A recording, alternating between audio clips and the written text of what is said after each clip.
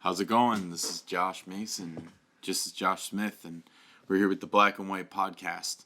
We're going to talk everything from your favorite fantasy picks today to potential upsets in this week's COVID season. Yes, I'm very excited to get this podcast going. There's a lot to talk about today, and just a lot going on. So definitely. Yeah. Season's just about to get started. We're recording this on the 6th. We've got about 4 days before the season gets started up, and it's very exciting. Kansas City and Houston, the reigning champs, are going to get started. But before we talk about Kansas City and Houston, we're gonna just do a little headlines. But first, we wanted to talk about why exactly we're starting this podcast, and we love talking football. We're both from a football background, just watching it, playing it, all that. So we just enjoy just talking about it. So we figured, why not just bring it to a podcast and share our knowledge with all of you people. So we're just kind of going to talk about really everything. With a small focus on the Ravens, but we're going to try to keep it as unbiased and the news as general and including as we can. Yep. I've never personally played football, but always been a huge advocate of any sport. We are, being from the Baltimore area, huge Ravens fans, but we'll we'll attempt to be unbiased in this podcast. Yeah. Guess we get into it now. Let's do it. It's Sunday the 6th, and we just found out the 5th or so that Jadeveon Clowney is going to Tennessee. It's a pretty big step for him. I mean, we heard that he had many other contenders, but ultimately Tennessee was where he wanted to go. How do you feel about that, Josh? I mean, it's not a bad move. At all. I think you could do pretty well there. It's a 1-year deal, so you can it's kind of a prove yourself deal, I guess, for Tennessee. I like it. I think he'll do pretty well. And ultimately, he's a great player, you know. Yeah. I wanted the Ravens to get him, but obviously we didn't. We probably didn't have the money, but no, I think Tennessee is a pretty good spot for him. I'm kind of excited to see how Tennessee does this year, because they had a lot of potential last year, and while I don't think they'll maybe replicate it as much, I think they'll still be pretty good. Mm-hmm. We'll have to see whether or not Derrick Henry can have that same effect in the backfield as he did last year, because exactly. Whether or not he can help that out, but see how my boy Ryan Tannehill does in his second year there. Ryan Tannehill with the new signed contract this offseason. We'll see how he'll do this year in that offense. So happy for him. Then we just found out just a little bit earlier that Josh Rosen, the man who literally cannot stay on a team somehow, is going to the Tampa Bay Buccaneers to be the heir apparent to Tom Brady. Yeah.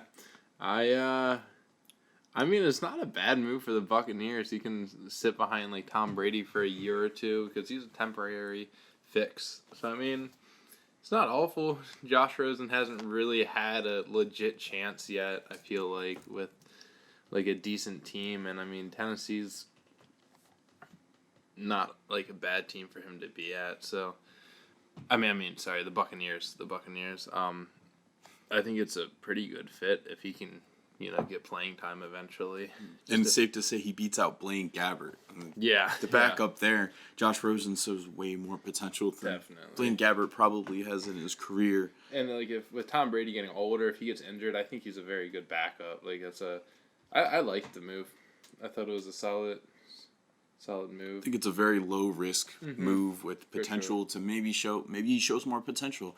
Maybe next preseason, if we do have preseason games, if there's no COVID, the next year we'll see whether or not he maybe proves himself. These are probably the best weapons he's ever had. He's got Mike Evans, Chris Godwin, Rob Gronkowski, but probably only until Tom Brady leaves. Yeah, you would think that maybe Gronk will hang up his cleats once Tom decides to move on. Yeah, I give him a year or two tops for Gronk. Probably Brady too. All right, we're gonna get to some predictions in these games. We've got a lot of games this week that Are very good. could really go back and forth here. So, I guess we could just start off with the opening game. Yeah. Start off with Houston and Kansas City. Kansas City coming off Super Bowl. They just got their Super Bowl rings. Patrick Mahomes just got engaged. So Yeah, he got 2 rings this offseason. exactly. So, what do you think, Josh? Are we seeing an upset in Houston in Kansas City or? I think they're just gonna come in and be the Super Bowl champs that we all know, and kind of like I think they're gonna beat the Texans. I think the Texans will definitely put up a fight because Deshaun Watson is no scrub, but without the DeAndre Hopkins there, I think that's a big loss. Definitely. You can't just replace him. So I think the Chiefs will win, but I think it'll be a very good game. I'm really excited to see what the Texans, how they are without D-Hop, and how the Chiefs are with Clyde Edwards-Helaire, and seeing how he is, his debut. Very excited to see him. It's just, I feel like they're going to be just as good, if not better, than last year. And hopefully Mahomes can stay healthy all 16 games this year. But, I think the Chiefs will definitely take this one. Exactly. No, I definitely agree. I think this game will be a little bit closer than what we're expecting. I could see it maybe starting off a little bit sluggish. It'll be interesting to see how the players deal with how COVID's affecting the fans in the stadium, because we've got a big difference of fans that we'll have per state. It'll go on. So I think it'll be interesting to see that, but I don't see Kansas City not losing that game. It'll be the game after the Super Bowl for them, so it'll be a lot of hype. Yeah, it's also going to be interesting because this is the first game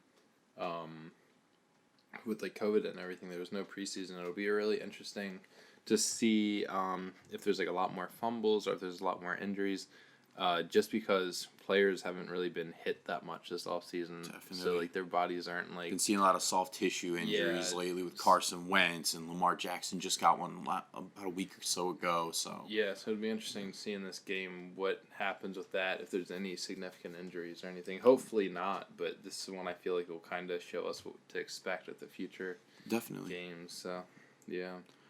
All right. I kind of want to talk about the Packers-Vikings game. Okay. Because you know how I feel about Aaron Rodgers. Not a fan. Never liked him. I spent some time in Wisconsin, and my disdain for Aaron Rodgers just grew. So I have the Vikings chosen here, but that's not without merit, because I think the Vikings are a better team. Aaron Rodgers has literally Devontae Adams. There's really no one else. They didn't help him in the draft. They tried replacing him. I don't think he's Aaron Rodgers, so he's going to do Aaron Rodgers things. But I just feel like the Vikings are going to pull this one off. But that's just me. I can't disagree with you there. I feel as if I think the Green Bay Packers are in such a transition period here at this point with Aaron Rodgers' career. I feel that they really kind of decide what they need to do, and they just decide to draft Jordan Love instead of going for more targets for Aaron Rodgers, which I understand just due to the fact that you have to look past Aaron Rodgers. You can't look only at just this significant He's getting up there year, in age. and he's not getting any younger.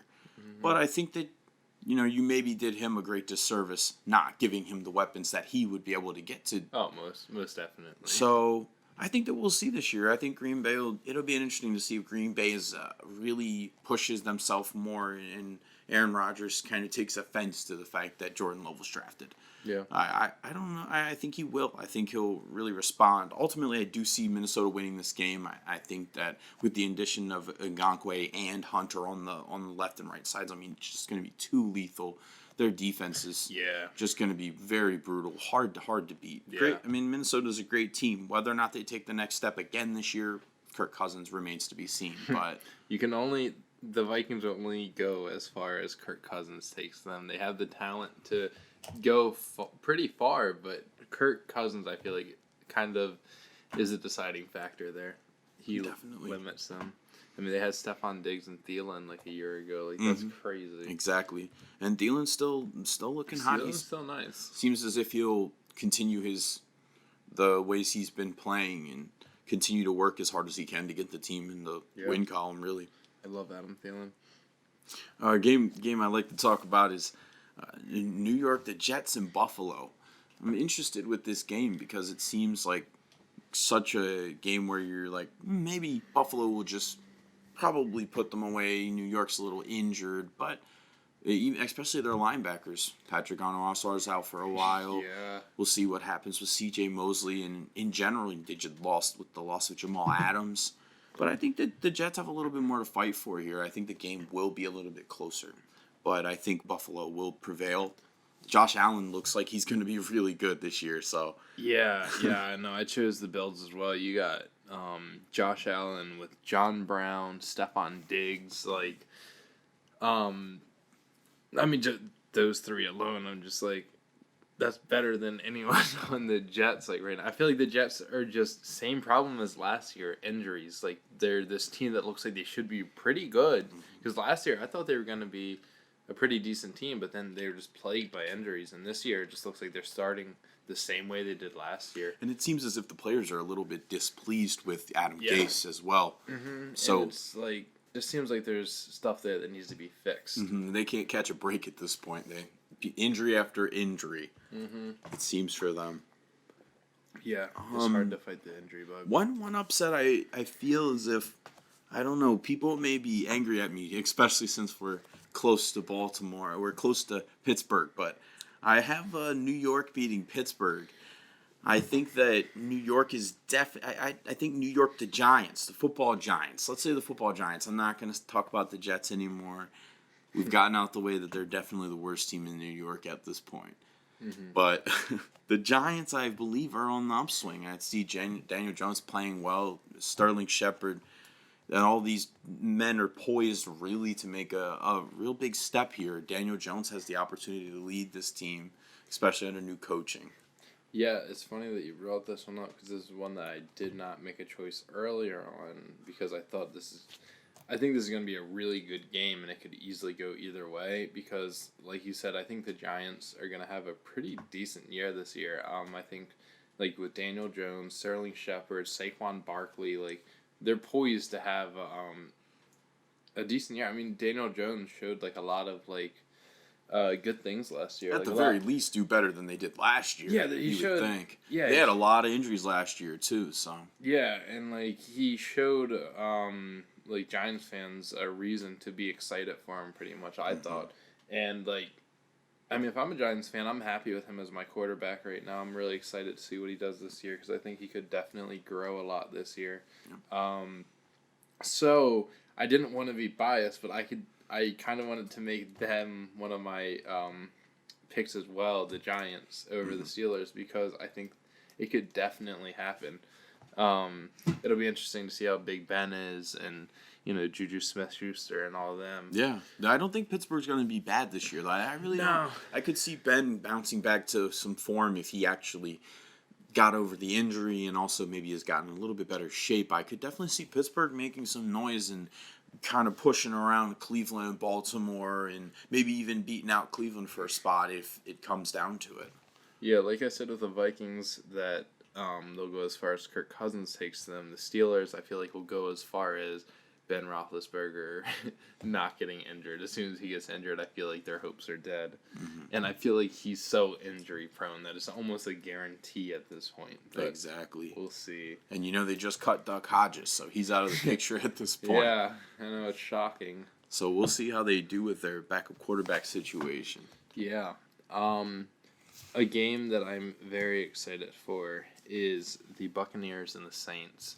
We get Tom Brady on his new team against Drew Brees, and that's just going to be a treat. Incredible, I think. Yeah, I'm very incredibly excited to see the Buccaneers and just how they are because, I mean, on paper, it looks like LeBron James going to another team and just bringing all of his superstars with him. It seems like that's like what Tom Brady did. It's the Lakers. Yeah, like he got Gronk, he got like Leonard Fournette just like randomly. He was like, I think a pretty decent addition. Certainly, yeah. And then they already had Mike Evans and Chris Godwin. Like it just like it looks like they should be pretty good. And they have LaShawn McCoy as well, don't they? Mm-hmm. Yeah. So like it's just Ronald Jones Jr. They look like they're poised for a playoff run. Michael But Pittman, I think, is on there. Yeah. With New Orleans is playing at home too, so Yeah, and I mean, Michael Thomas, Kamara, Drew Brees, like it's gonna be a really good game. I chose the Saints because I think they're just right now. I mean, Tom Brady still has to, I feel like, mesh probably with the Buccaneers a little bit since he didn't have like a lot of the practice in the off season and all that, preseason. So I think the Saints will win that one, but I think it'll be a very good game. What do you think your favorite high riser is? He any teams that you would say in particular that you have as a high riser? I mean, the Buccaneers is like one of my like obvious picks because they're just so like much has happened that's pushed them to the forefront. Besides that, I'm pretty excited for the Cardinals, who are kind of an obvious pick, I guess.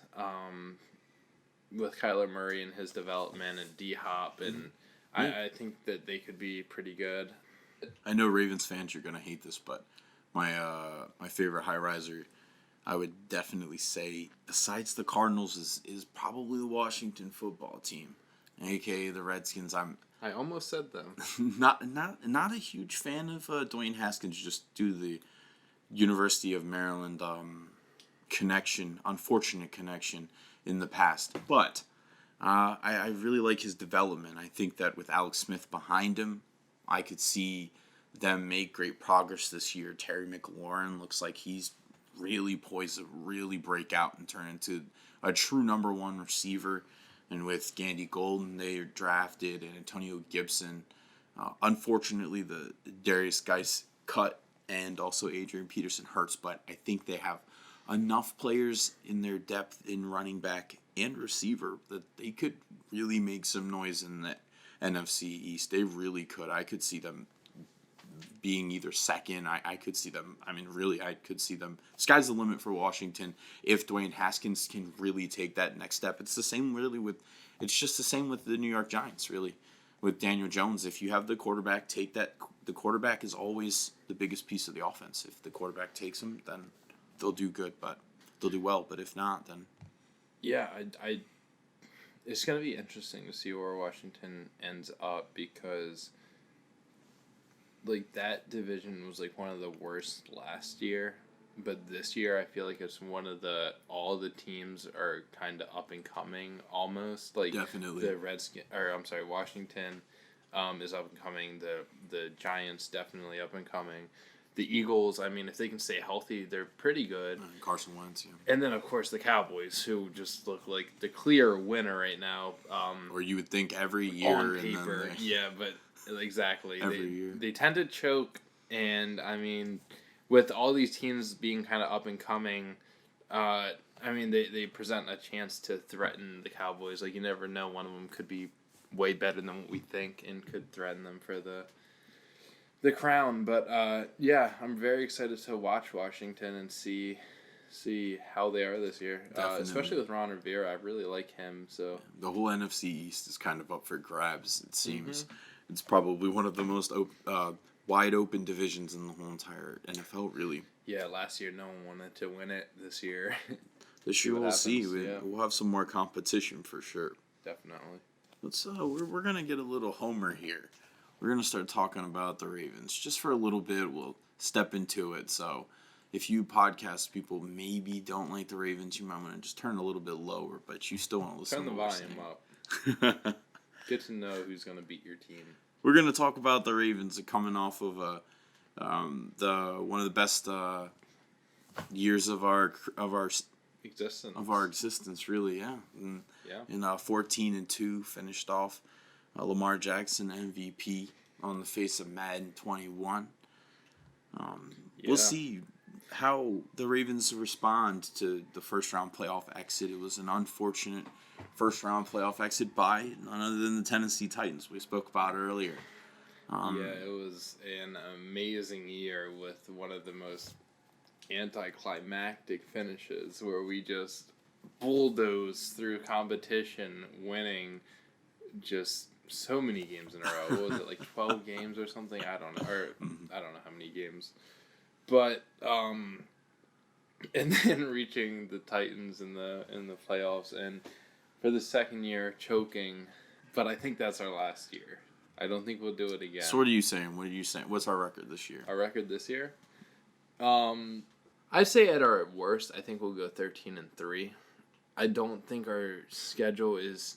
I just think with all of our weapons, 13-3 is probably around the record that we'll realistically get. That's going to be my. We loaded up prediction. on talent for sure with J.K. Dobbins and the receivers we drafted. But I think we're gonna see some more production from like Marquise Brown. Definitely, he's completely healthy. Yeah. Oh yeah, and other receivers like Miles Boykin and was it the draft picks with Devin Duvernay and James Prochet. Yeah, Prochet. Yeah. So I think this year. I mean, personally, I think we could be even better than last year. And that's not me being cocky. I think we just added weapons and haven't really lost anything because we have a very young team. Everyone's on like contracts still. Certainly, yeah. And pretty cheap. I think we could easily be better. Like we lost Earl Thomas earlier, a week or two ago, and that's a big blow. But we also have Deshaun Elliott and Chuck Clark that I think will fill in that spot rather nicely. Yeah. With the Ravens, thankfully, there's a lot of that next man up mentality. I feel like players step up very well for us. So I'm not really worried at all about losing Earl Thomas. But of course, he is an incredible player that you can't just replace. But I think that we'll make do and we'll be okay. But yeah, what about you? I think that I could see us probably. I'd see about 12-4. Yeah. I think that I don't necessarily see us. I don't know if we'll catch fire as much as we did last year, but I could see us being better. I think that with the Ravens, you have where you improve more. Where are your improvements? What are our weaknesses, and what do we have to improve on? And as a team, you have to look back and say, was there locker room problems? I mean, maybe there was with Earl Thomas. We don't know, but I think that with the addition of people, I mean, could I see 16-0? Yes, but I'm not gonna say that I don't believe that that'll be ultimately where we'll go. I think we'll drop games and we'll play poorly at some spots in the year. Yeah, no, but it is potential though, for sure. Yeah, on the record, I don't think we're gonna go 16-0, but I think we are very capable of going 16-0. Certainly. I mean, there's only a couple teams that probably I could say that about. Probably the Chiefs and the Ravens potentially, but they face each other, so someone's not going 16-0. I could also see. It's like I could see one of two things. Us either being on fire, or I could also see us being starting off very slow and being like sluggish and Certainly. I could definitely see us dropping a few early games, kind of like last year where we lost a few early, or like lost the one or two early. I could see us dropping a few until we really get into a rhythm. And I mean, it's kind of understandable this year with COVID and everything. Just they didn't get the preseason. They didn't get like a lot of practices. So it is what it is. But that being said, I think we're still going to be very good and one of the top football teams again. I don't think we're going to be like, I don't think we're going to regress very much. We're going to be up there with the Chiefs, the Texans, And 12-4 is definitely more of a respectable number. I feel as if for sure we may drop some games. I think that it'll be a great barometer for Ravens fans and really, I mean, Chiefs fans when we face each other, just to see how much we've improved, to see how much the Chiefs have improved. Yeah. And I wouldn't look at it as ever as a revenge game, but I would say that we definitely need to improve in general. And if the Chiefs are the barometer, then everybody has to try to knock them off. Yeah, the Chiefs and Ravens, I think, are going to become rivals very quickly. I think they're going to replace, not replace, but they're going to, become included with like the Ravens, Patriots, Ravens, Steelers. I think it's gonna be like Ravens, Chiefs are gonna be like the NFL's new like rivalry game. Sure. You know, like every year, every Definitely, other year. yeah. Especially gonna when be we like get the Tom into Brady, the Peyton playoffs Manning. and such. Yeah, Yeah. it's already starting because like you know we're gonna see them in the playoffs at some point, and like those games are gonna be Definitely. crazy, and it's gonna be nuts. And 5 years from now, we're probably gonna hate Pat Mahomes, and all the Chiefs fans are gonna hate Lamar, and we're just gonna be bitter rivals. But for now, while we don't hate each other, let's just enjoy each other's successes. Enjoy some good football. Exactly.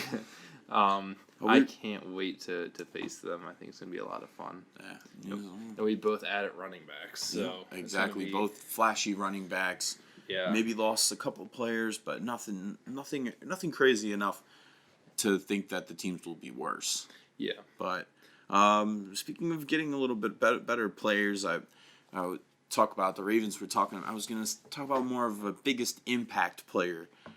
Just one impact player. It doesn't have to be somebody out of the blue. It can even be Lamar Jackson. But we're going to talk about one impact player, and one for me personally I've seen that we acquired this offseason is Derek Wolfe. I think that he seems like he's going to take the next step this year. He seems 30-year-old player. He kind of was a little bit stagnant with the Broncos when he first got drafted out of Cincinnati, and he feel like he had a more promise than he actually displayed. But really excited to see him take the next step. I think under the Ravens organization, under our great coaching, and under the leadership, I think that he will be able to take the next step, and hopefully for him. One of the best things Ravens do is pick up players who have a lot of potential but have been okay at their position, or like pretty good but like still not peaked, and taking them and coaching them and just making them like amazing and having their like peak performances, and then they'll leave and get signed somewhere else. And I feel like something similar like that's going to happen with Wolf. Harbaugh's already said to the press that like Wolf was better than advertised, and like apparently he's tearing it up in practice, and I'm very excited to watch him. Very excited, especially because our pass rush has needed help in previous years, and it's just going to be, I think, a lot of fun to watch him, and I think a lot of fans are going to love him by the end of the year. I hope so. Yeah. Hopefully he'll be able to get a big deal either with us next year, or hey, maybe he goes somewhere else and gets a big deal for himself, but that'd be good for him. Yeah. All right. We're going to take... Go ahead. Oh, I was going to say, one of my impact players, I have kind of two. One I think is going to be a bit more impactful, and he's pretty obvious, but J.K. Dobbins, I think he's going to take over the running back role. I think he's going to be a later season, like, I think he'll slowly kind of take over, and then later on in the season, he might be like the number one while Ingram kind of rests some. Think of 1A, 1B maybe, or... Like between Ingram and Dobbins? I can see that, yeah. It'll be interesting. It just depends on what he does, but I think he has the potential to be super great, and I mean, I could just see him becoming like the featured back at some point. It just really depends on how Ingram is playing, I guess, and how he is. But I'm just very excited to see him. And then my other player is one of my favorite players from last year's draft, who didn't really perform that great, but I think with just the offseason and everything, I think he could be pretty good, is Miles Boykin. I think he's one of the receivers poised to have like the best like second year? Yeah, like second year comeback, like whatever you want to call it. Like I think he's poised to do very well this year. Just the type of receiver that he is. In previous Ravens offenses, like those types of receivers have thrived, like the kind of bigger, like smaller guys. Him and like really Marcus Brown like, both. They're hopefully both, take big second year steps for them. Yeah, I think Marcus Brown will for sure. But since he was obvious when I went with Boykin, Definitely, yeah. We're gonna step away from the Ravens just for a little bit, but we're gonna talk about some fantasy football. We are big fans of fantasy on this podcast. Yep, my team, the COVID 69ers, are primed for number one spot, or primed for winning the championship this year. We're both in a league together. Yeah, we do multiple leagues. We've been in leagues before. Don't mean to brag, but I've got one more championship than him, 3 over the 2. But Yep, I have two championships. I've been in the championship every year. just In the means he's leagues with lost him, more. I just lose in the final game, and it's frustrating. But it is what it is. And Yeah. I'll take it. I'll take 2 championships. That's second.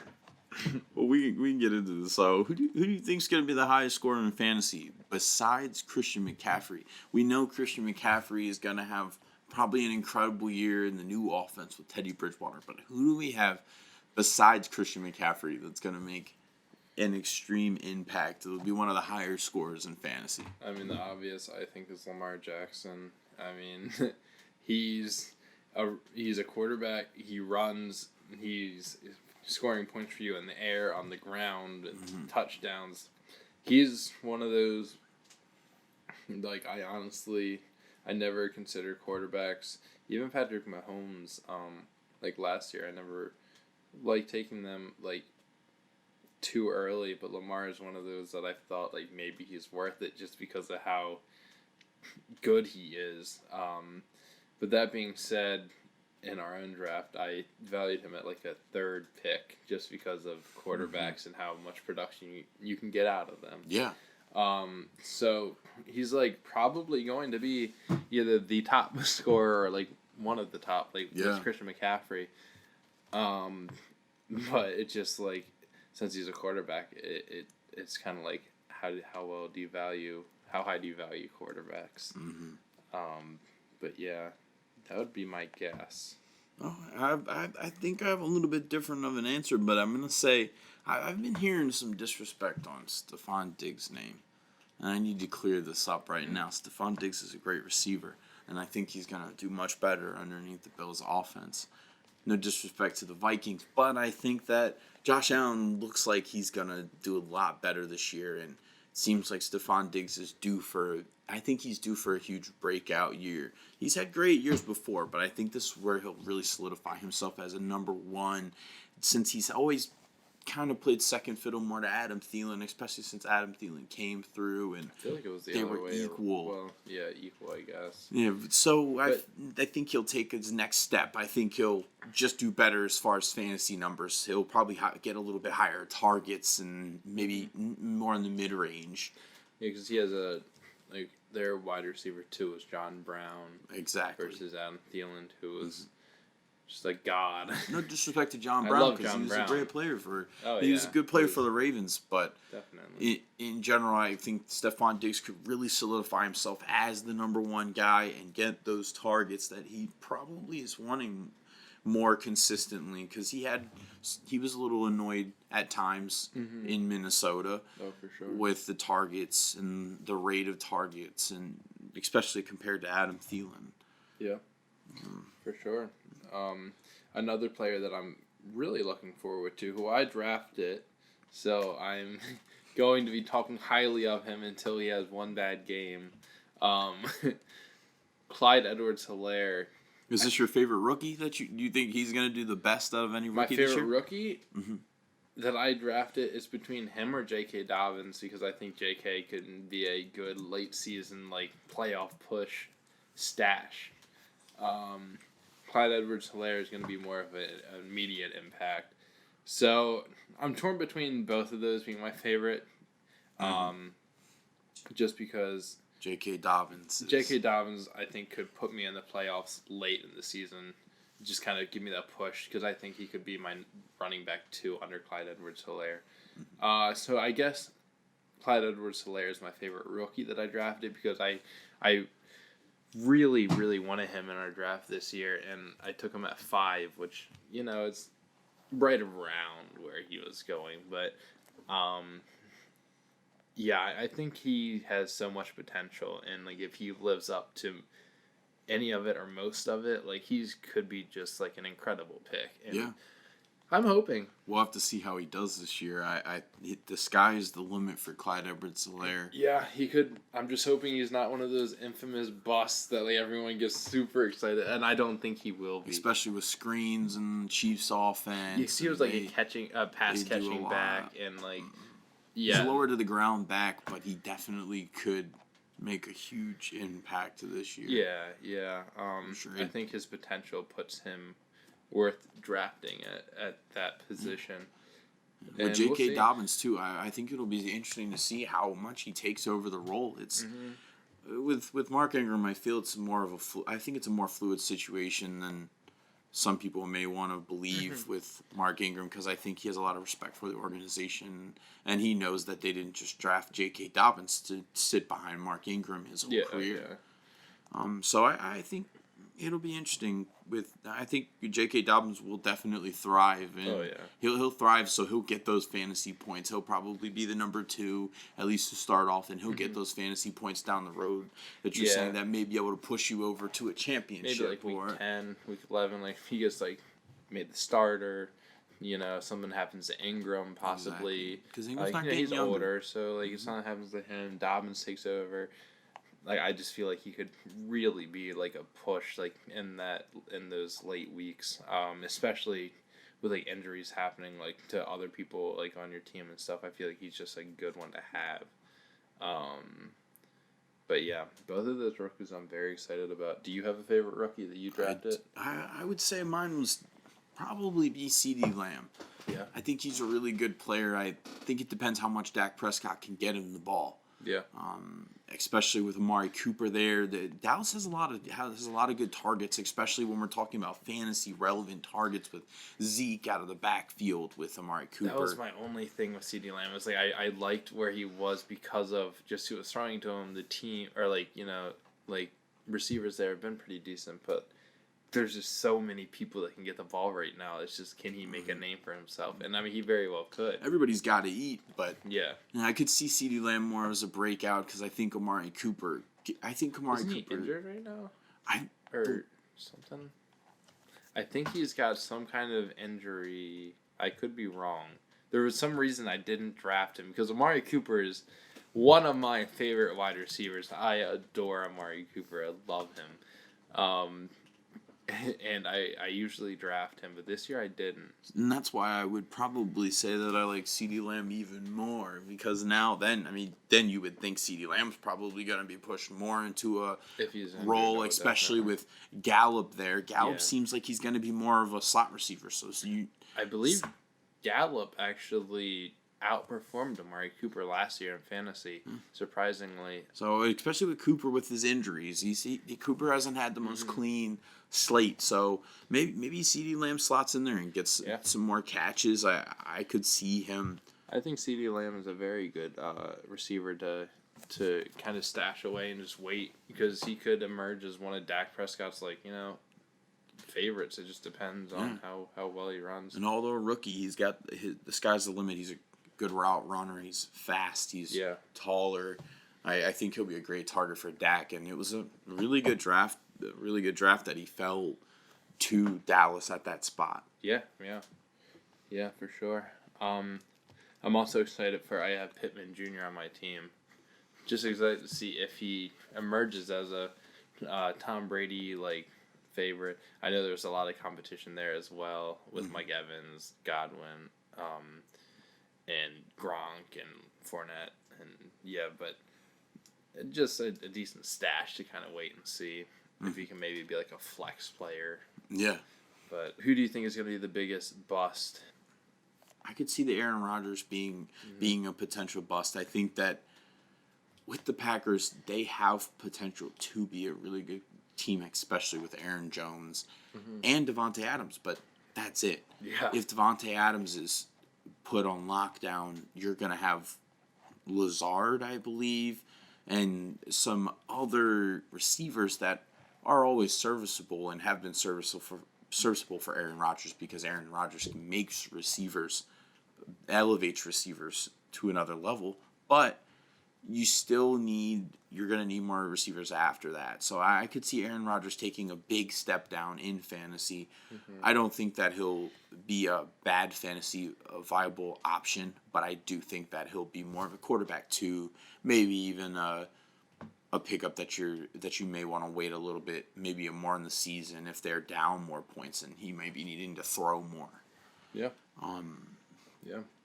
I think that's a very likely possibility. I could see him definitely regressing a considerable amount.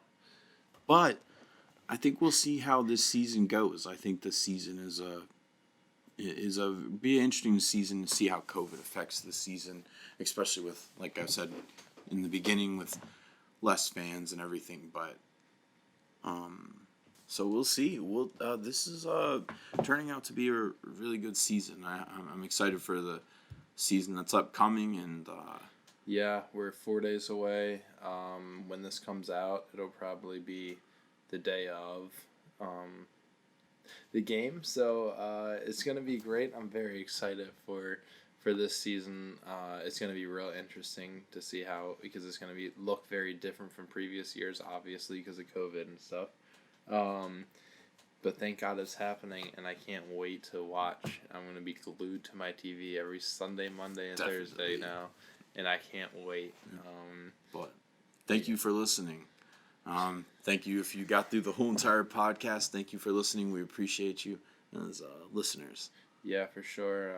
We're going to try to make these frequently, try to be on a set schedule. Whether that's bi-weekly or monthly, we're going to figure out, but we're going to try to release them on a regular scheduled period, so be sure to follow us to see our future episodes as well. We're just going to keep talking about the season and whatnot, kind of in a similar format to today, and it's going to be great. So thanks for listening, and we look forward to a lot more episodes with you all. And we're out.